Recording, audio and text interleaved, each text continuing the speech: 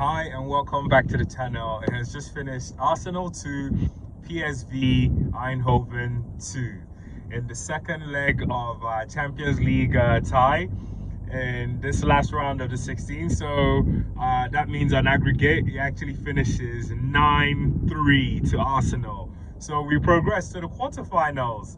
Yay! And we get to face Real Madrid, who I think it's a better, opening to go up against, for a number of reasons. One is the glamour of it as well. We get to go to the Bernabeu. We play up against the best of the best. So really looking forward to that.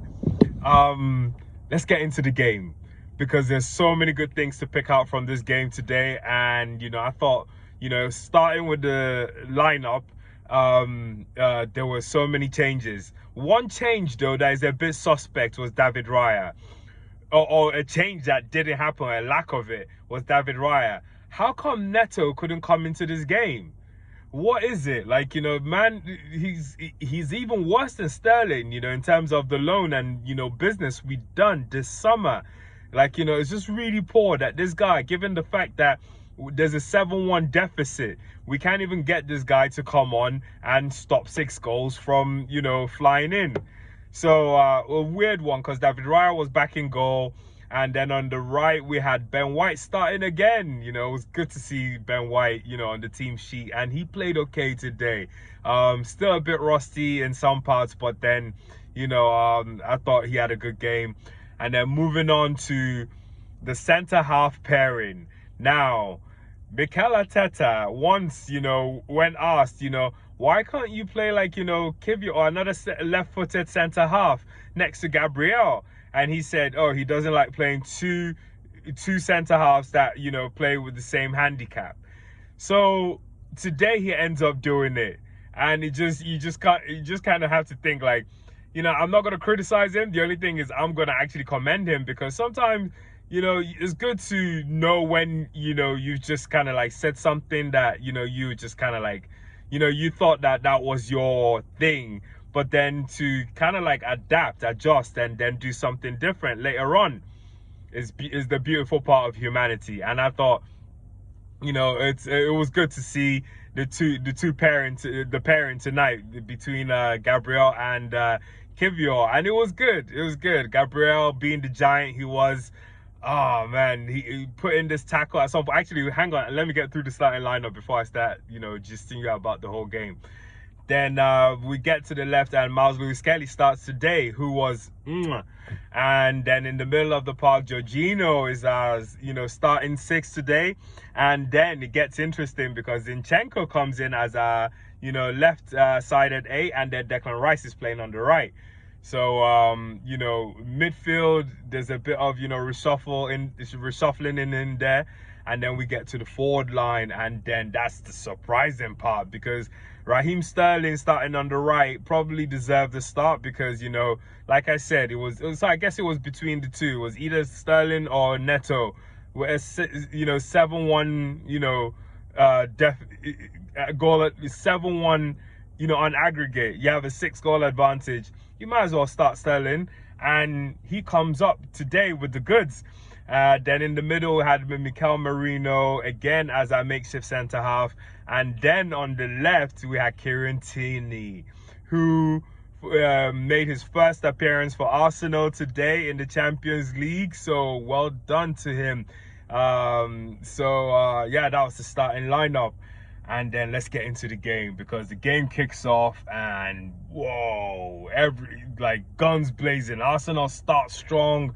And, within 7 minutes or so, there's a goal already, and made by Raheem Sterling. But then, Raheem Sterling did all the good work. He did a couple of things today, and this was one of them. So, but then the finish itself from Zinchenko, my God, probably is going to go down as one of the goals of the season. He takes this left-footed shot, and it curls right into the top half of the net. Keeper had zero chance. No chance of getting to that. And like that, we're 1-0 up. and we're just cruising. At this point, an aggregate is like 8-2. So Arsenal is just cruising.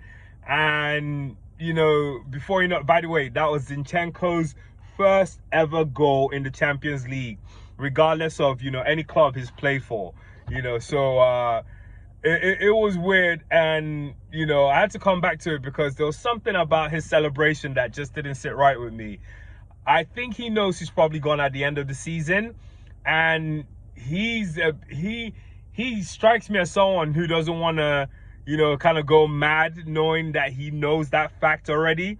So the goal celebration kind of seemed like that to me, but maybe I overread it. But hey, I'm glad for him. So like I said, we get into it. Kieran Tierney's tearing things apart. He's putting in some good crosses, and we're just playing some good football. You didn't see it coming with this bunch. It was a new bunch, and it just felt like a fresh Arsenal. It was good to watch and see, everything kind of felt fresh, and I guess we needed that right after that Manchester United game, over the weekend. So, Sterling comes up with the goods again. I told you he did a couple of good things today, and this was the second one, because he beats his man all season, finally earns his week's wages. We've been begging this guy all season to beat his man, and he finally beats his man twice and sends in the beautiful cross to Declan Rice, who heads the ball in. And the keeper probably should have done better, but he had no chance. His reaction time was a little too slow. And there's a bit of a thing, in case you don't know, about the difference between headers and a shot. Headers are much more... Am I saying headers? Headers are a lot more difficult to save because... it comes off the player's head, and the reaction time of the keeper has to be like, instant, like, half a second type thing. And, so it was tough for the keeper to get to that. And Declan Rice scores, and at this point we're 2-1 up. Did I mention PSV scoring a goal? I think I actually skipped that because PSV score to equalize the game at 1-1 because, we were kind of sloppy in attack. And we end up losing the ball.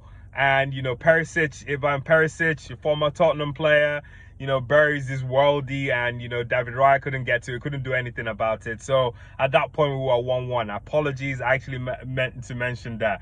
Sorry, I can skip. And then, Declan Rice, like I said, scores. And then we're up 2-1. So at this point, aggregate is actually 9-2.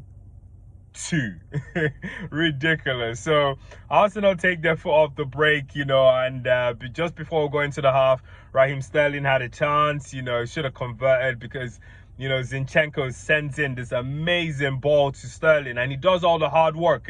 He then ends up being one-on-one with the keeper and he chips the keeper, and this the effort was just tame because the keeper saves it. And, he has his head in his hands, and he knows he should have done better. He knows a lethal Raheem Sterling from 5 years ago. The keeper had no chance with that. It would have been hard and low. So just like that, we go into halftime, and we know we're through at this point. Second half, we take our foot off the brakes, and then they come at us, and Raya makes an amazing save. And that ends up being the, trend of the game because we do play some good football. There are moments in there. There was a moment also with Miles Lewis-Kelly in the first half. He ends up hitting the woodwork because of, some beautiful football played in there, and he was quite unlucky, not to score that.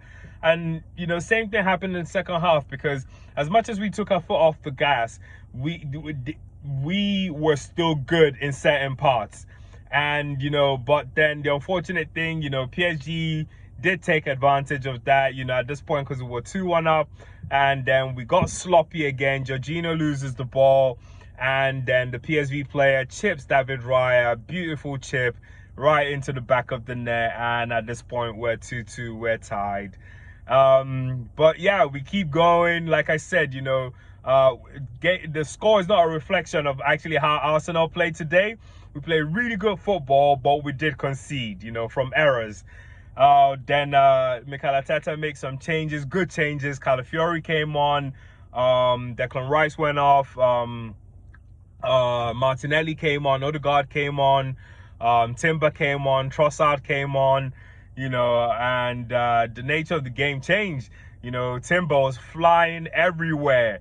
But then the beauty of it was by the time the whole team reshuffled into a different sort of formation and everyone took new positions, Miles Lewis Kelly was then given the free role. And my God, didn't he play amazing today? Probably the man of the match for me today.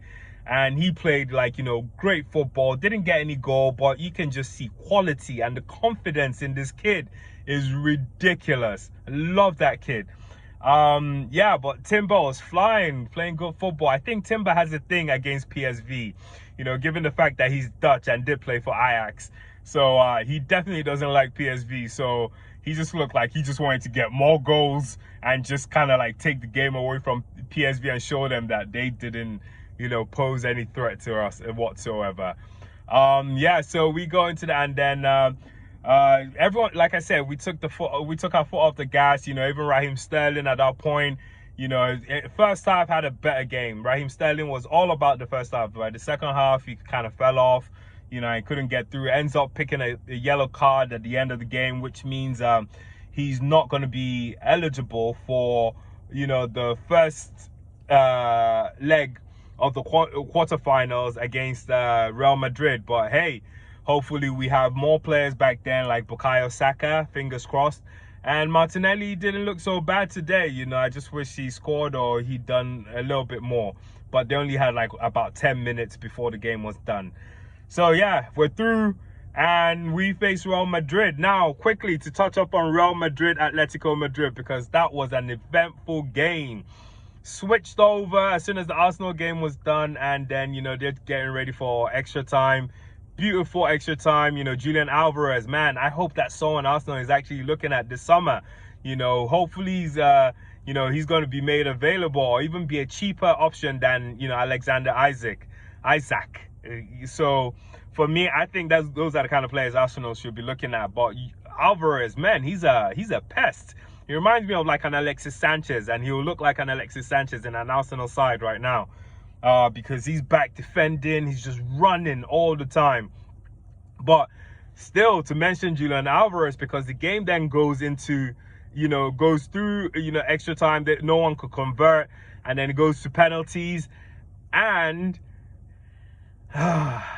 they disallow Alvarez's penalty. They say it double taps his foot, so, you know, the double tap means, you know, it was disallowed. And at this point, you know, it would have meant they would have been 2-2, but because they disallowed the goal, it was then 2-1. But then still, Atletico, because they won the coin toss to take their penalty first, you know, they then scored the third one, making it then even it out at 2-2. Then Oblak saves the Real Madrid penalty and is even at 2-2, you know, which was quite crazy. Then Llorente comes and smashes it right into the woodwork, you know, and, you know, doesn't give, you know, Atletico the chance at all. Then Rudiger steps up and, you know, buries it. Even though Oblak should have done better, you know, he almost saved it, but the ball spills into the net and, you know, Real Madrid are through. So we get to go to the Bernabeu and they get to come to the Emirates. That will be great. That will be great. I can't wait. The best of the best against Arsenal. Hey, who are we? We look forward to that. And yeah, that's the Champions League. That's the only way to keep our season alive. So I really hope they go out and give it their best, all their best. Yeah, so that's it for the game today. Thanks for watching. We're again back this weekend against Chelsea before the international break. So yeah, let's see what we do against Chelsea. Listen, stay blessed. Thank you. Wish you all love and peace, and we'll see you on the next one. Thanks.